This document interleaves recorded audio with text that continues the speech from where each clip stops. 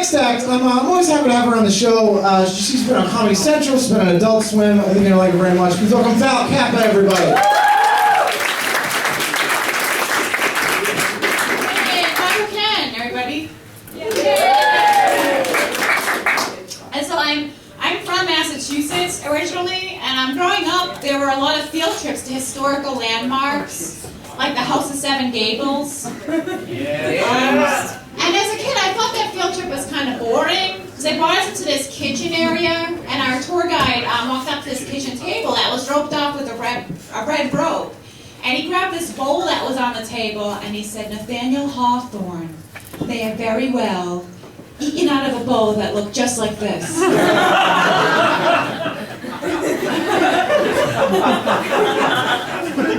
me put it down. And I always thought it was weird that the table was roped off, as though someone's going to go rushing to the table and grab the bowl and be like, "Hawthorne."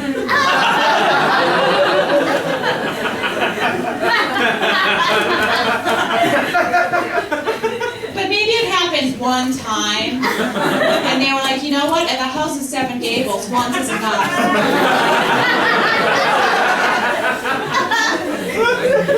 Put up the red robe. Never again. So it just takes one person to ruin it for everyone. Now, none of us will have that opportunity. None of us.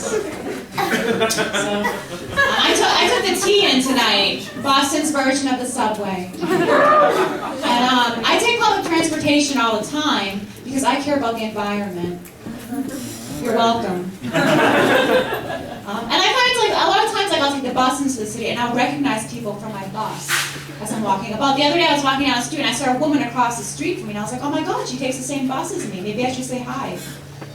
I thought, "Oh, maybe I better not, because what am I going to do? Am I going to run across the street and be like, 'Together again'?" And then run back across. And I'll just keep it to myself. Just be like, "Note to self, I kind of know her. But I'm not going to say hello because I don't want to creep her out." Yeah. But then a week later, I was riding on the T again. I saw her. She was sitting right across from me. We're face to face. I thought, "Oh, surely she'll recognize me as her fellow bus passenger." Yeah. So I tried to make it easy for her. I was like, and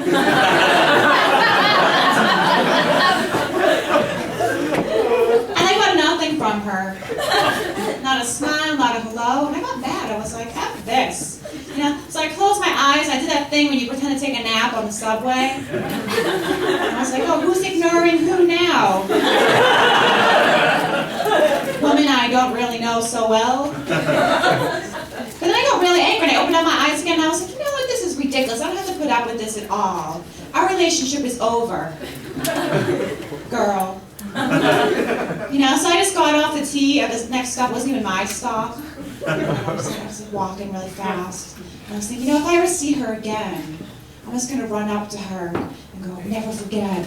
And run away. Because that's how I handle my problems in life. I'll just whisper 3 words in their ear and run away. But I may not look like it, but I recently ran my first marathon. Major accomplishment for me, because when I was a kid, I didn't pass the physical fitness test. I couldn't run 1 mile. Instead, I ran like 1/4 of a mile, and I projectile vomited on my gym teacher. So years later, to run a full marathon was a big deal. And I don't mean to brag, but I can run faster than most morbidly obese people. I'm just that good. And a lot of people, like, they have a very noble reason for running a marathon. I didn't have that. My reason was just that it takes me a good 26.2-mile jog to get all the inner rage out. It worked, because I'm very calm now. You know, I ran the marathon in October. I'm still pretty calm. But before, I was pretty edgy. We got all the edge out. Pretty normal now. I guess I should break things up here. Do you guys like impressions? Yes. Yeah. I do. When I was a kid, I used to watch the original Star Search hosted by Ed McMahon. And a lot of the comedians that performed on the show would do impressions, and I always thought, wow, I hope someday I can do an impression in front of strangers. You know, so and this is like a dream come true. I do this tonight for you. This is what I've been working on since I was 6. It's my impression of a preschool teacher who's nothing but trouble. Preschool teacher who's nothing but trouble. Hey, you kids ever dance with the devil?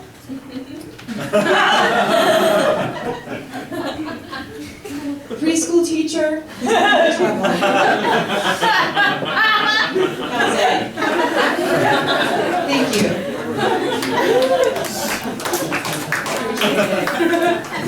I was walking through Faneuil Hall the other day, and I saw these 2 random guys. They just took off their shirts and started flexing. And I was like, awesome, good for you. And then I kept walking, and I saw this other guy. He just bought chicken McNuggets from McDonald's. And he was eating them, but rather than eat them one at a time out of the box, he took the whole box and tried to dump them in his mouth, and I was going like that. And none of them were landing in his mouth. They were all just falling to the ground. So he got really frustrated, and he took his box and slammed it down. And he yelled, "Shit, not again." That's awesome.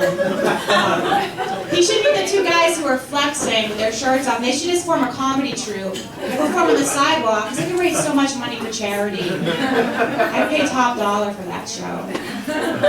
How about you?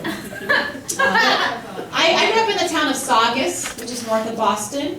Saugus has a very popular roller skating rink called Roller World. Yes, I had my birthday party there once as a child. And the best part of the birthday party was the end, because the DJ came on the speaker and said, "Everybody clear the rink. It's time for the birthday girl to share the last skate with the roller chicken." That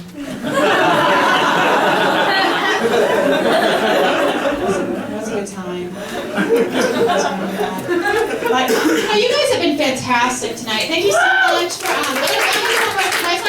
thank you for making eye contact, me for laughing. You know, that's what us comedians do this for. The eye contact and the laughs. You know? And it wasn't always like this, because I started doing comedy when I was in 3rd grade. I did my first joke in 3rd grade. I stood up in the middle of my class and I said, "Hey, what about Ronald Reagan?"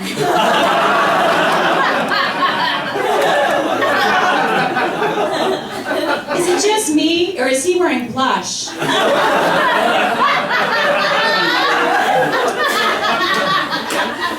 And it bombed. Everybody laughed.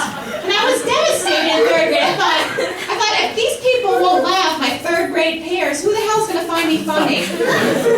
You know, so I quit comedy in 3rd grade. And I didn't start up again until tonight.